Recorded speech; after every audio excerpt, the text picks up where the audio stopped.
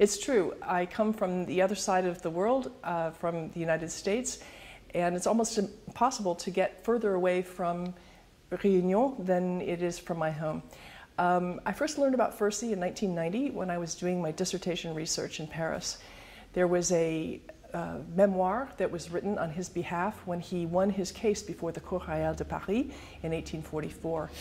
I therefore knew that he was né libre, according to the law, and so I decided to put it aside, and it wasn't until 2007 that I rediscovered Furcy in a Wikipedia article, of all places.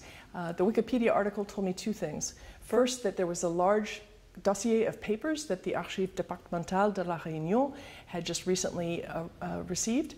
And I also learned that the public, if they knew of Furcy at all, believed that he had died in slavery, and I knew this was wrong.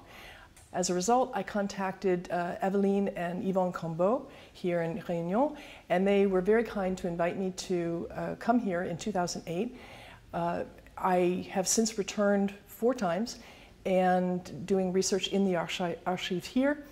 I also have gone to Aix-en-Provence, Mauritius, London, and Paris, where I've completed more archival research.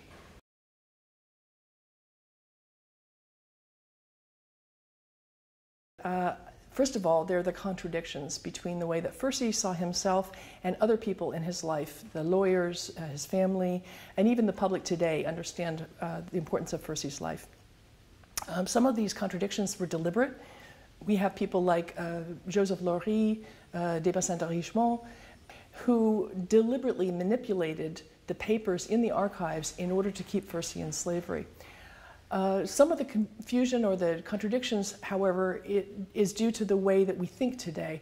Orlando Patterson, the American sociologist, has said that slavery is constituted in social death. Furcy's struggle for freedom during his life was the attempt to find the privileges, to enjoy the privileges that French men at the time enjoyed.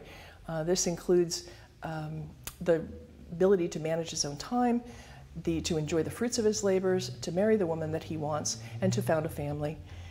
Unfortunately, the truth about Furcy, he was not an abolitionist. And this is why I decided to make Madeleine and Constance, his mother and his sister, 2 of the protagonists in my book.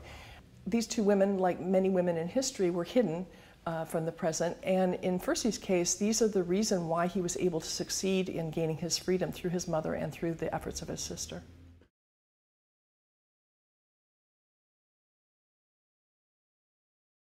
Of course, nobody owns Furcy today. Certainly not the Routiers and the Laurie. Furcy was successful in establishing his freedom and that of his descendants. Not the archives or the museum. Their job is to preserve the records of his history and to make it accessible to researchers who will use it in a responsible manner. Not the historians. We each have our own interpretations, and we will make new discoveries. Certainly there are more things to discover about Furcy.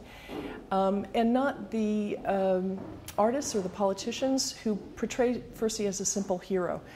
Furcy was a full human with all the complexity and imperfections therein.